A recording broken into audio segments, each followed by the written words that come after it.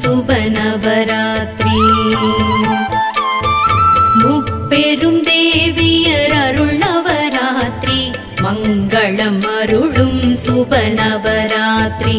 முழு முதற் கடவுள் கணபதியோடு ஆசிகள் தந்திடும் ஜெய நவராத்திரி.